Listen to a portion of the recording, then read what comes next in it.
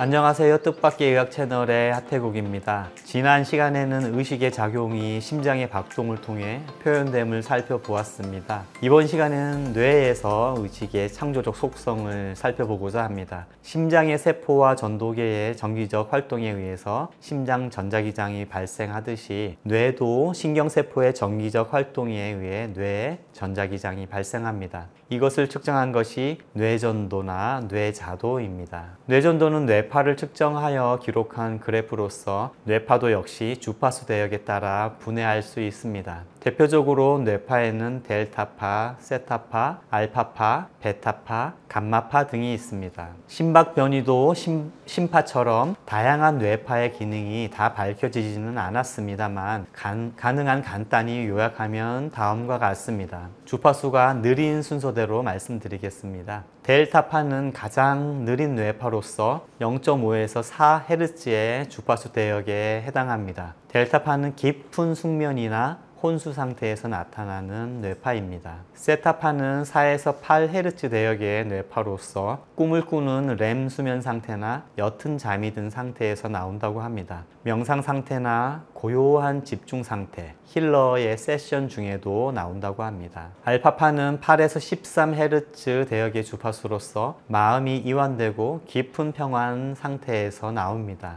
베타파는 13에서 25Hz 대역의 주파수로서 눈 뜨고 생각하고 활동하는 낮 동안에 나타나는 뇌파입니다. 각성 상태의 의식으로서 일상적 의식이나 흥분, 불안, 우울과 같은 긴장 상태의 의식 상태에서 잘 나오게 됩니다. 감마파는 25Hz부터 시작해서 100Hz 너머로도 분포하는 주파수로서 매우 깊은 집중 상태, 자비, 명상, 수행 중과 같은 특수한 심리 의식 상태에서 나타난다고 합니다. 뇌의 모든 영역에서 나오는 정보들이 다 통합되고 고도의 통일성을 이룰 때 나오는 뇌파라고 합니다. 아마도 최고의 수행 단계에 이른 존재들에게서 나타나는 뇌파가 아닐까 합니다. 의식의 각성 정도로 뇌파를 살펴보면 의식의 활동 정도가 제일 낮을 때 깊은 수면의 상태인 델타파가 나타나고 의식의 활동이 가장 활발할 때 베타파가 나타납니다. 그래서 마음을 고요하게 한다는 것은 뇌파의 주파수를 알파파 이하로 하강시키는 것입니다. 의식의 활동 주파수를 낮에서 한밤중으로 전환시키는 것이죠. 현대인들은 베타파 과잉 상태에 있습니다.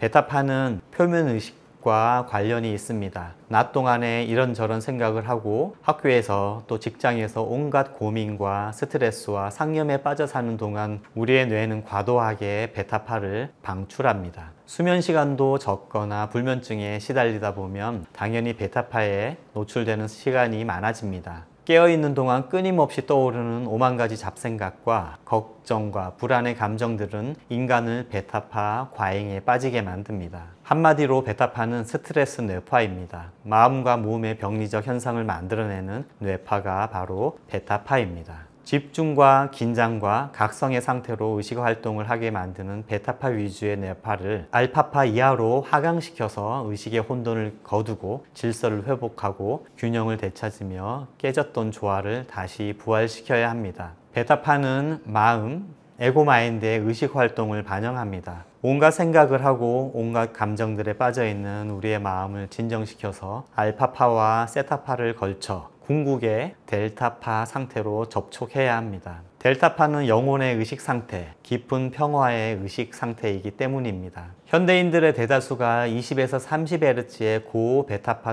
영역에 갇혀 있으며 일하지 않고 쉬는 시간에도 뇌파는 13에서 20Hz의 중 베타파 상태에 있다고 합니다. 퇴근하는 지하철에서도 핸드폰에 빠져 있는 사람들은 모두 베타파에 빠져 있다고 보시면 되겠습니다. 베타파 상태에서는 깊은 휴식을 취할 수가 없습니다. 이렇게 현대인들은 베타파에서 알파파로 한 단계 내려오는 것도 쉽지 않다는 것입니다. 그러하니 세타파, 델타파를 기대하기가 매우 어렵습니다. 그래도 어떻게든 고베타파 의식 상태에서 한 단계씩 내려가 보겠습니다. 베타파 중에서도 12에서 15Hz의 저베타파를 SM알파, 센서리 모터 리듬이라고 하는데요. 혼돈의 의식 상태에서 한 계단 내려와서 움직이지 않는 상태에서 집중력을 유지할 때 나타나는 뇌파입니다. 여기서 마음을 좀 더 평안하게 유지시키면 고알파파, 11에서 13Hz에 해당하는 고알파파가 나오게 되고, 이보다 더 완전히 이완하여 평화롭게 되면 8에서 11Hz의 저알파파 상태로 들어가게 됩니다.